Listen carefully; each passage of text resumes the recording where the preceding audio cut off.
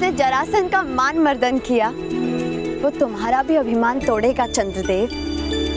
पूर्णिमा से पूर्व ही मेरा कर्ण लौटेगा।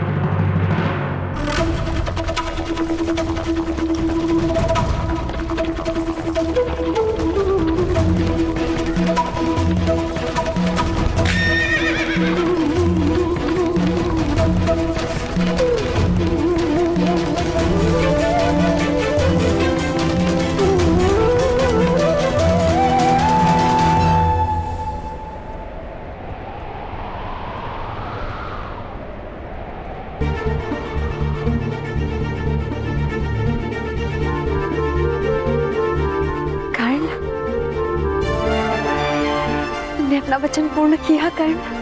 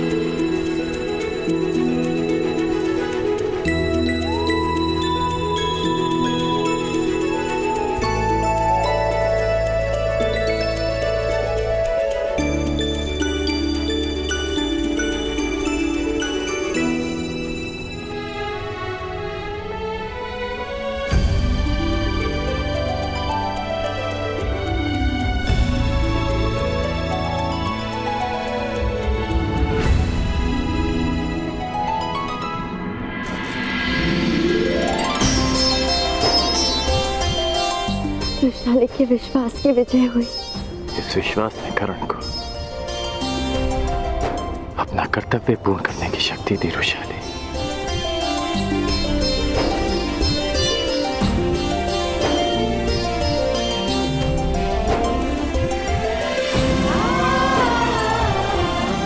ऐसे क्या देख रहे हो? बचपन का वो पल स्मरण हो उठा। क्या फिर से विवाह के लिए ना तो नहीं कर दोगे? नहीं, क्योंकि बालक राधे के समक्ष ऐसा अपराध किया जा सकता है, परंतु अंगराज से भय लगता है।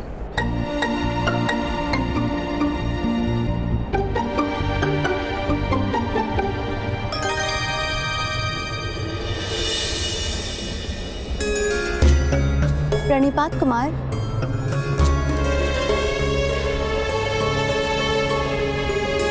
वृषाली, यह है राजकुमारी भानुमति।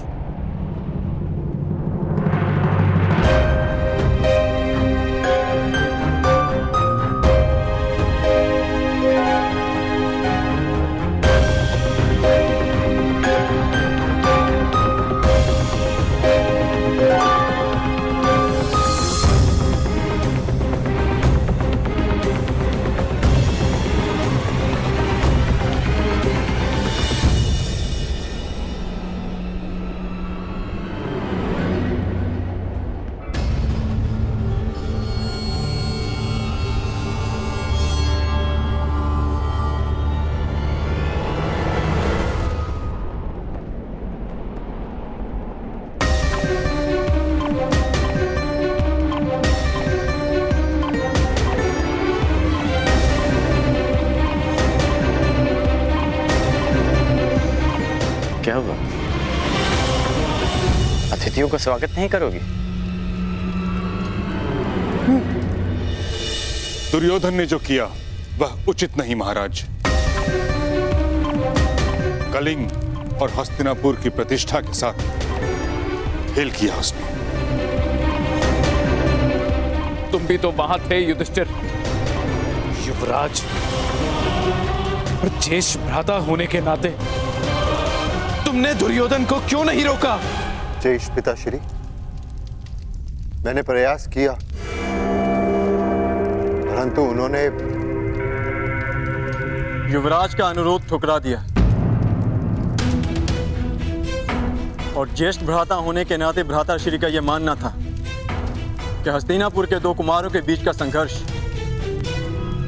हस्तिनापुर को उपहास का पात्र बना देता।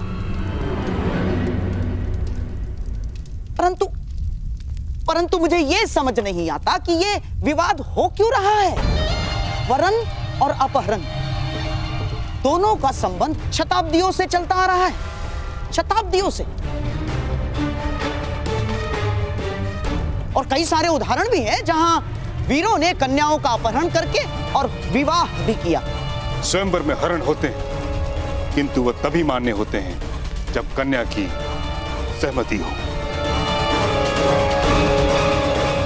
दुर्योधन ने जो किया उससे स्पष्ट है कि भानुमति की सहमति नहीं थी। महामहिम, जिस प्रकार ग्रीष्म के पश्चात वर्षा, वर्षा के पश्चात शीत और शीत के पश्चात पुनः ग्रीष्म आता है, ठीक उसी प्रकार इतिहास भी अपने आप को दोहराता है। महामहिम, आपको स्मरण होगा ना, काशीराज की कन्याएं अंबा, अंबिका, अंबालिका,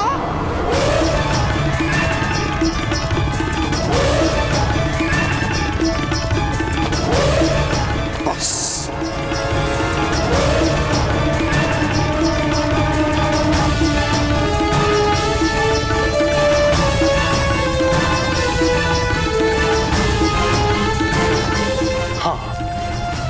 मैंने हरण किया था, इसलिए क्योंकि काशीराज ने हस्तिनापुर के सम्मान को ललकारा था। परंतु दुर्योधन ने वो हरण करके हस्तिनापुर के मान को दांव पर लगा दिया है, जो मैं कभी होने नहीं दूंगा।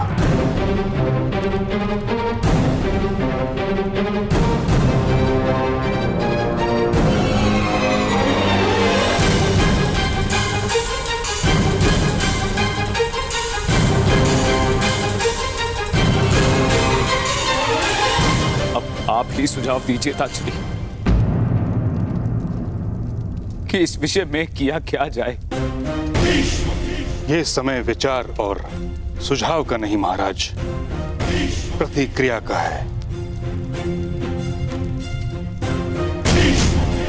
दुर्योधन और कर्ण कलिंग से निकल चुके हैं, अर्थात वो दोनों अंग प्रदेश की ओर जा रहे हैं। मैं शीघ्र ही अंग प्रदेश की ओर प्रस्थान करना चाहता हूं। प्रयास ये है कि कलिंग कुमारी को सकुशल कलिंग लौटा दिया जाए।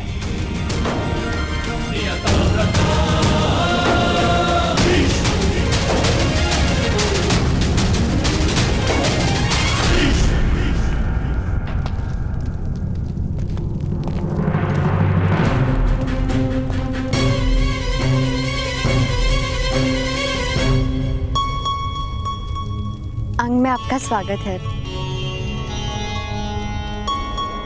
प्रणिपात राजकुमारी।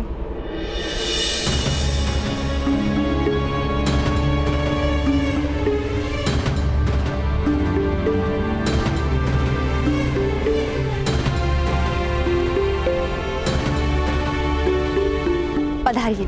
पधारिए पधारिए। भाई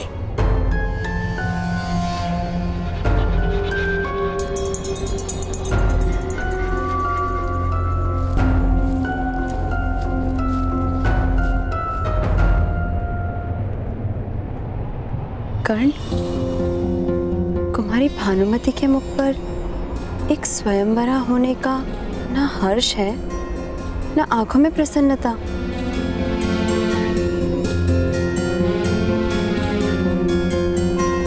क्योंकि वो स्वयंवरा नहीं है रुशाली। कुमार दुर्योधन उन्हें स्वयंवर से हरण कर लाए हैं। पर तुमने इस कार्य में उनका साथ दिया।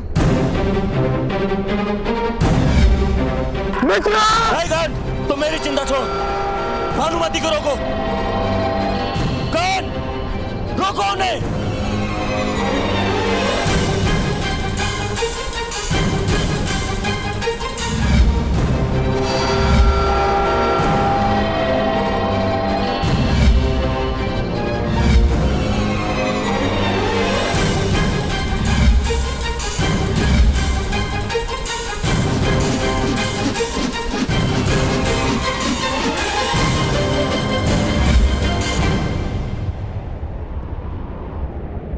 मैं केवल अपना कर्तव्य निभा रहा था रुशाली। मेरा कर्तव्य है अपने मित्र की रक्षा करना और उन्हें दिए वचन को पूर्ण करना। और वो दूसरी कन्या? वो कुमारी भानुमति की सखी हैं। उसने उन्हें रोकने का प्रयास किया, विवश होकर उन्हें भी साथ लाना पड़ा। कर्ण, स्त्री के हाय में बहुत बल होता है। यदि कुमारी का भविष्य बिगड़ा तो रुशाली, कुमार दुर्योधन का उद्देश्य है कुमारी भानुमति से विवाह करना, जो वो अवश्य करेंगे। ठीक है, इतनी लंबी यात्रा से आए हैं, मैं इन्हें भोजन करा देती हूँ। स्त्री हूँ, इसीलिए कदाचित अपने मन की बात मुझे बता सके।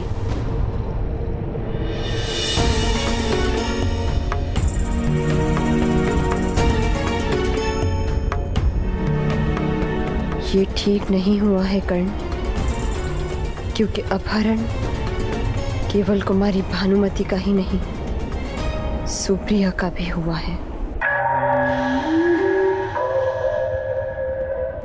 अंग प्रदेश जाने की जितनी शीघ्रता आपको है, उससे कई अधिक शीघ्रता शकुनी को है। गंगा पुत्र शकुनी को। शकुनी समझता है यातायात का सर्वश्रेष्ठ साधन थल मार्ग नहीं, गगन मार्ग है, वायु मार्ग है, वायु मार्ग। जाओ जाओ मेरे प्रिय, अंग देश जाकर मेरे होने वाले सम्राट को संदेश दे दो। जाओ जाओ।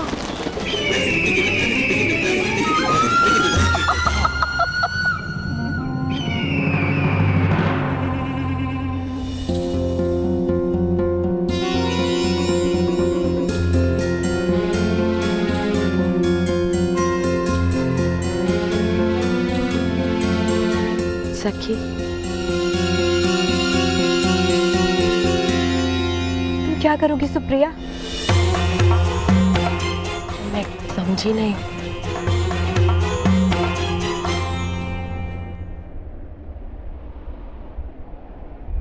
बनो मत, तुम भली भांति जानती हो मैं क्या पूछ रही हूँ। हरण तुम्हारा भी हुआ है, कलिंग तुम भी नहीं लौट सकती, और एक अपहरिता को कोई पुरुष नहीं अपनाएगा।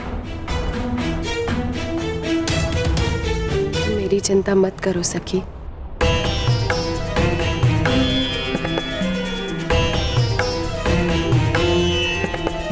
मैं तो कहीं भी चली जाऊंगी। नहीं,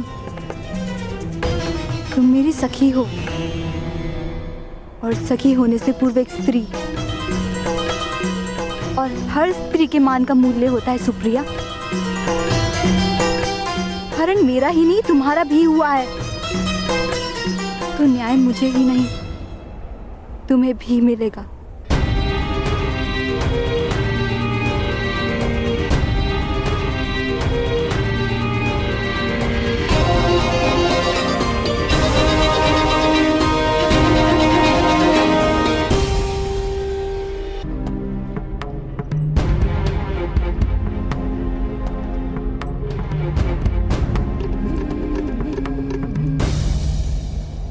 सब शुभ हो रहा है वैशाली। देखो कौन आया है।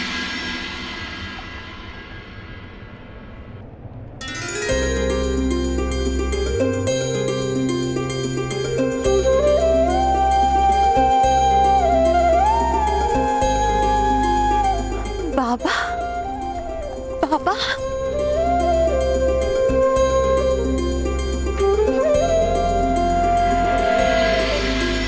अपनी पुत्री पर विश्वास करके भी उसे नाप ना पाना, ये मेरे आत्मविश्वास का खोट था।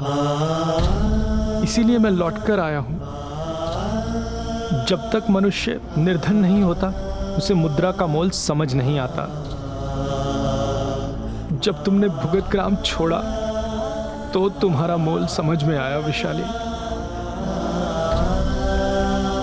अपने बूढ़े पिता को क्षमा कर दो।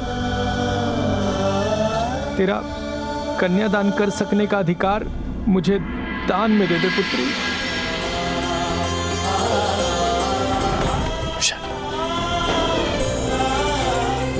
पिता और प्रेम की राशि भी एक होती है। अब कोई नहीं जो इस विवाह में विघ्न डाल सके।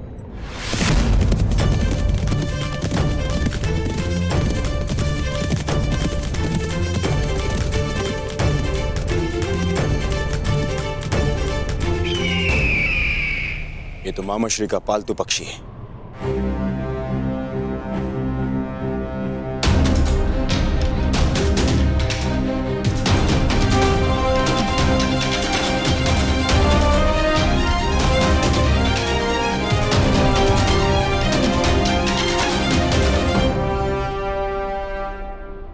मित्र, कुमारी भानुमति का हरण तो कर लिया, परंतु जब यह सूचना हस्तिनापुर पहुंची। सूचना हस्तिनापुर पहुंच चुकी है मित्र। पितामह भीष्म यहां आने के लिए निकल भी चुके हैं।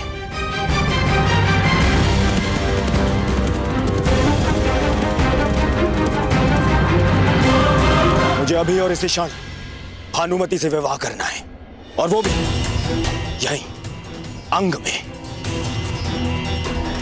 यदि पितामह के पहुंचने से पहले मैंने भानुमति से विवाह नहीं किया तो मेरा स्वप्न और सम्मान दोनों ही धराशायी हो जाएंगे।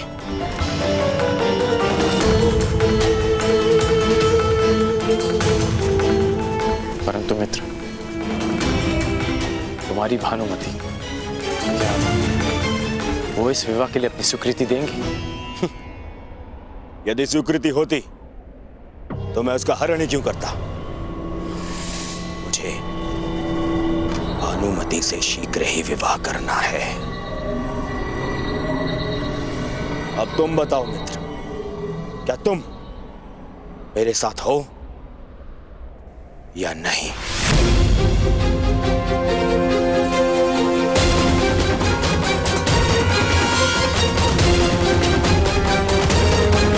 मित्रगण,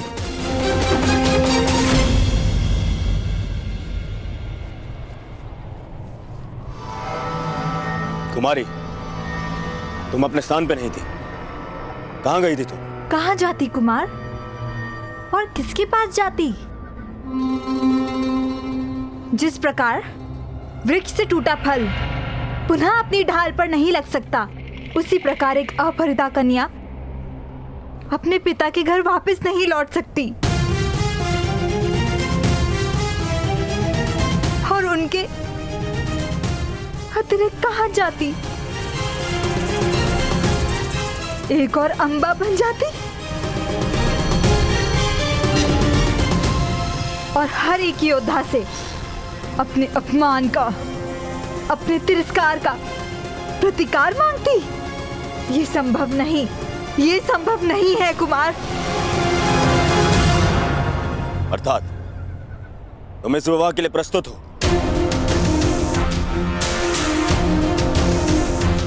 तो ठीक, हम विवाह यहीं करेंगे। क्यों? यहाँ क्यों? हस्तिनापुर में क्यों नहीं? क्योंकि भीष्म पितामह यहाँ आ रहे हैं।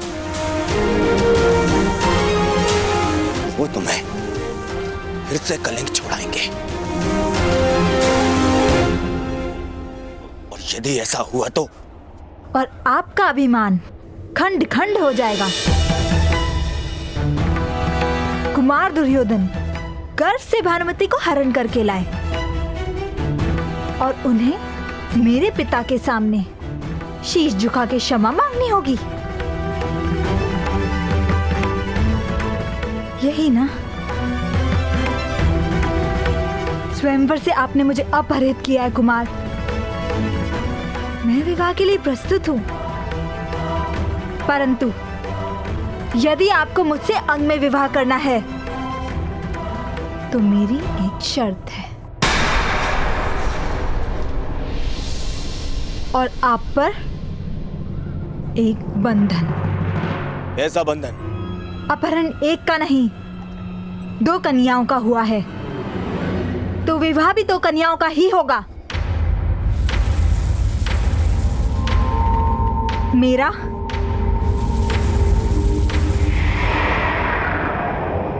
और सुप्रिया का।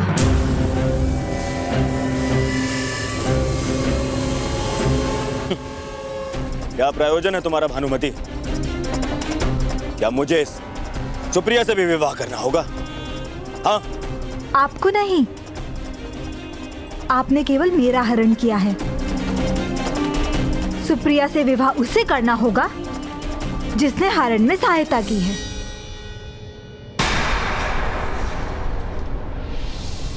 अंगराज कर्ण को।